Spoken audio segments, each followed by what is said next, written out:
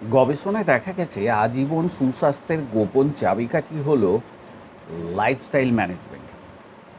এটা খুব সহজ। খাওয়ার কিছু পরিবর্তন আর ডায়েটের কিছু এদিক ওদিক করা, আর কি না নিয়মিত ব্যায়াম করা। শেষ ব্যাপার যেটা, সেটা হচ্ছে নিজেকে স্ট্রেস ফ্রি রাখা।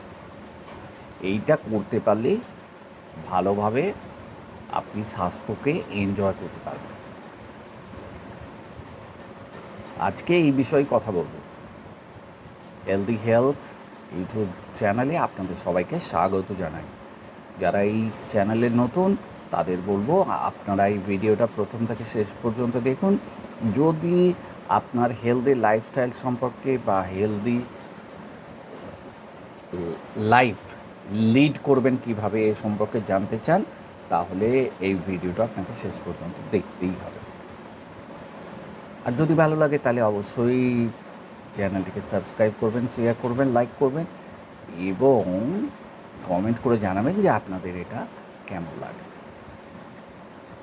আপনার সুস্বাস্থ্য কেমন থাকবে সেটা আপনার হাতে, আর আপনি নিজেই এটাকে ঠিকমতো চালনা করতে পারবেন এবং ঠিকমতো আবিষ্কার করতে পারবেন কোনটা করলে আপনি ভালো থাকেন।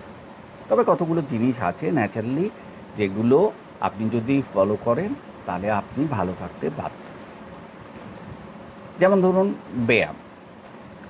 নিয়মিত আপনি যদি ব্যায়াম করেন তাহলে আপনার শরীর ভালো থাকবে, রক্তচাপ নিয়ন্ত্রণে থাকবে, চর্বিহীন পেশি থাকবে, কোলেস্টেরল কমে যাবে, হাড়ের ঘনত্ব উন্নত হবে। সে আপনি দৌড়াতে পারেন, জগিং করতে পারেন, পার্কে কিছুক্ষণ হাঁটাহাঁটি করতে পারেন, লাফালাফি করতে পারেন, বা খেলাধুলাও করতে পারেন, সে ফুটবল হোক, ক্রিকেট হোক, ভলি হোক, যাই হোক। আপনার একটা গোল সেট করতে হবে এবং আপনাকে নিয়মিত এই ব্যাপারটার দিকে লক্ষ্য রাখতে হবে যে আপনি আজকে খেললেন, কালকে খেলবেন না, এরকম ব্যাপার চলবে না। আপনি আজকে হাঁটলেন, কালকে হাঁটলেন, এই ব্যাপারটা চলবে না। আপনি আজকে যোগাভ্যাস করলেন, তারপর আবার 5 দিন বাদ যোগাভ্যাস করলেন, এই ব্যাপারটাও চলবে না। আপনাকে নিয়মিত আপনার ট্র্যাকটাকে ঠিক রাখতে হবে। মানে আপনি কোন পথে হাঁটছেন সেই ব্যাপারটাকে আপনি যদি বজায় রাখতে পারেন তাহলে আপনার স্বাস্থ্য অবশ্যই ভালো থাকবে। এরপরে দেখতে হবে যে আপনার মানসিকতা কীরকম, আপনার মুড কি সুইং করছে, মানে আজকে ভালো লাগছে, কালকে ভালো লাগছে না, এরকম ব্যাপার হচ্ছে। যদি আপনি সবসময় আনন্দ পান, আনন্দে থাকেন, তাহলে কোনো অসুবিধে নেই। কিন্তু যদি আপনার দেখা যায় যে আপনার মাঝে মাঝে মানসিক একটা অস্বাচ্ছন্দ্য হচ্ছে, তাহলে আপনি কি করবেন? তাহলে আপনি একটু মেডিটেট করার চেষ্টা করবেন।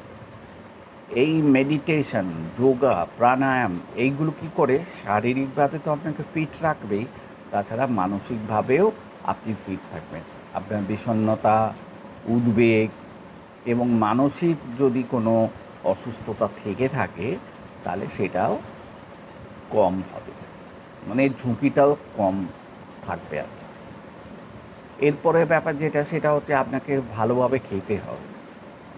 আপনি সবজি, মানে সবুজ সবজি আপনার পাতে রেগুলার রাখুন।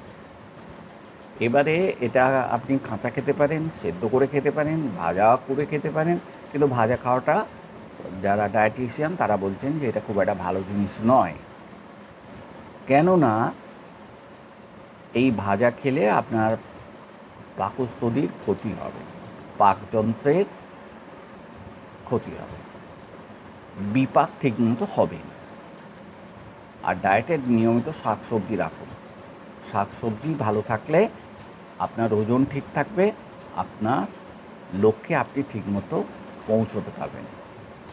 খাদ্য তালিকা থেকে একেবারেই বাদ দিয়ে দিন চিপস, ক্যান্ডি, কোল্ড ড্রিঙ্কস বা কোনো প্রসেসড ফুড।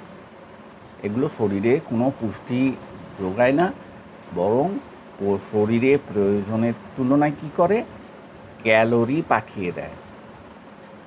চা কফি আপনি কতটা গ্রহণ করছেন সেটা আপনার নিজস্ব ব্যাপার, যতটা পরিমাণে কম করা যায় সেদিকে ভালো। 2-1 কাপ চা আপনি খেতে পারেন বা কফি খেতে পারেন, কিন্তু এর বেশি খাবেন না।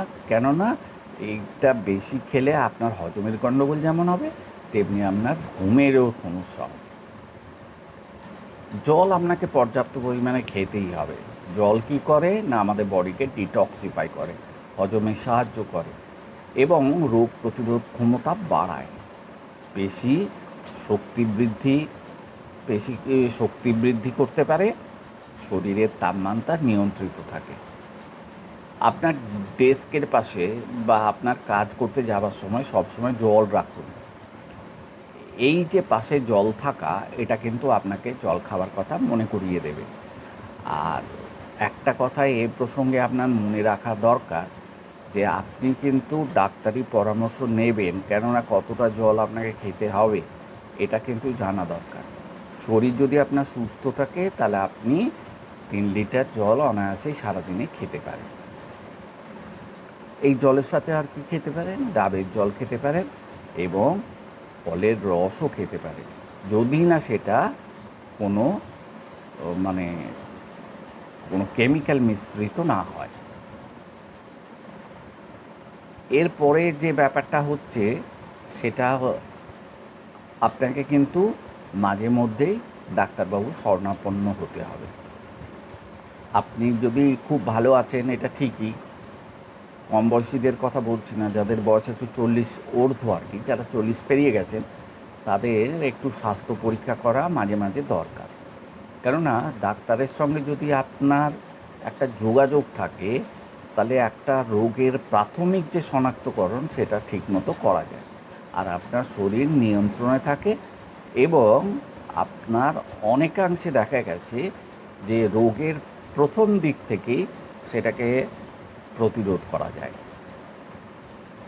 আর কোনো রোগের ঝুঁকি আছে কি না এটা জানতেও ডাক্তারবাবুর পরামর্শ একান্ত প্রয়োজন।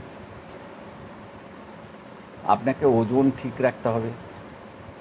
যদি আপনার শরীর একরকম, আপনার ওজন আর একরকম এসব হয়, মানে বডি মাস ইন্ডেক্স আপনাকে এটাকে ঠিক রাখতে হবে। আপনার বিএমআই হচ্ছে আদর্শ একটা মাপকাঠি, সেটা 18.5 এবং 22.9 এই রেঞ্জের মধ্যে থাকলেই ভালো। ওজন কমানোর 1000টা নিয়ম আছে, কিন্তু কোনটা আপনার জন্য সঠিক সেটা আপনাকে বেছে নিতে হবে। ভালো ডায়েটিশিয়ানের পরামর্শ নিন, আর সন্দেহ থাকলে অবশ্যই ডাক্তারবাবুর কাছে যান।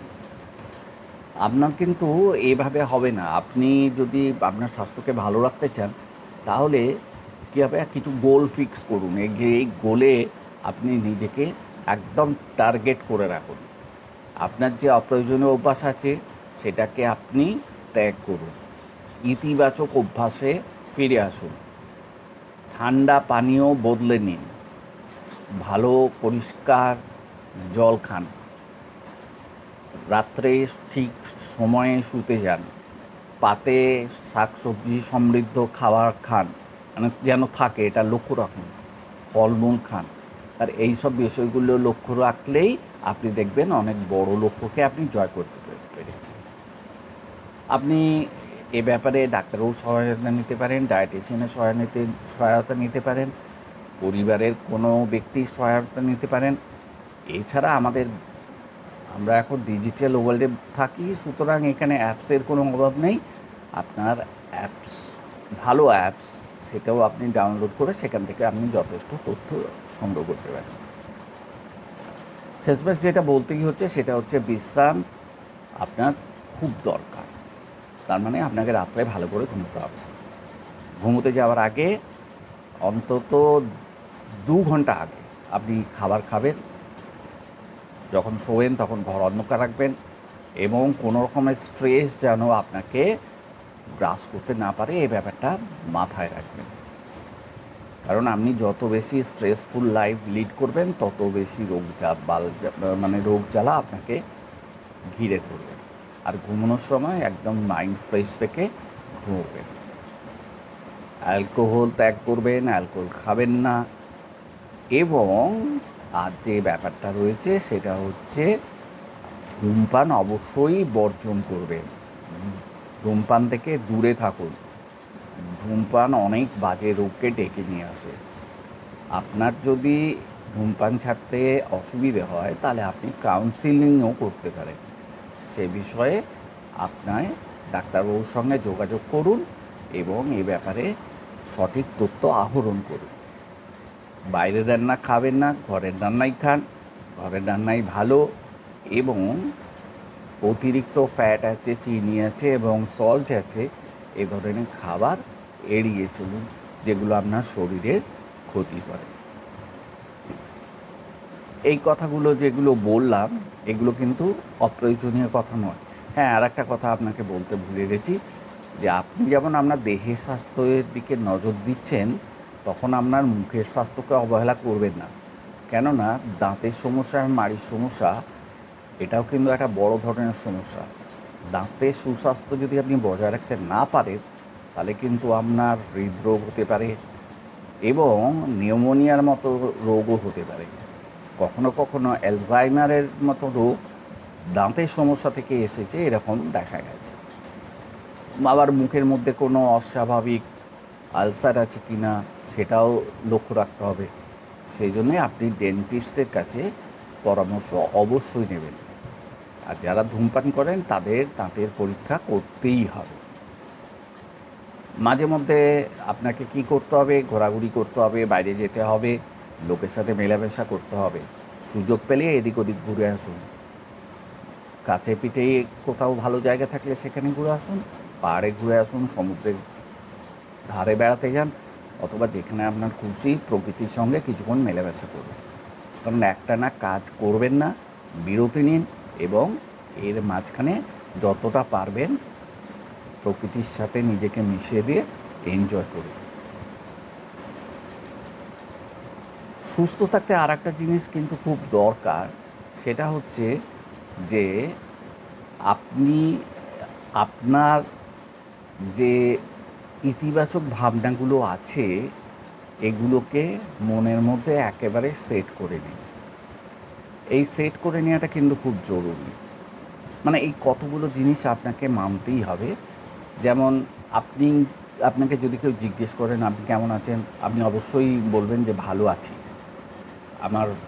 আমি আজকে অসুস্থ, এই কথাটা একদম বলবেন না। আপনি সবসময় চাইবেন যে সেরা যে জীবনটা সেটাই যেন আপনি পান। আপনাকে সঠিক পথে এগিয়ে যেতে হবে, ভালো অভ্যাস গড়ে তুলতে হবে এবং ছোটোখাটো যে সমস্ত কাজগুলো আমি বললাম সেই কাজগুলো যেন বাস্তবসম্মত হয় সেদিকে লক্ষ্য রাখবেন এবং নিজের লক্ষ্যকে স্থির রাখবেন। আপনি দেখবেন আপনি অনেক ভালো থাকবেন। তাহলে বন্ধুরা, আপনাদের ভালো থাকার কিছু নিদান আমি এখানে দিলাম। যদি মনে হয় না এইগুলো খুবই এক অপ্রাসঙ্গিক কথা, তবুও এগুলো যদি মেনে চলে আপনারা উপকার পান তাহলে একটু চেষ্টা করে দেখবেন আর নিজেকে ভালো রাখার চেষ্টা করবেন। পরবর্তী ভিডিওতে আবার দেখা।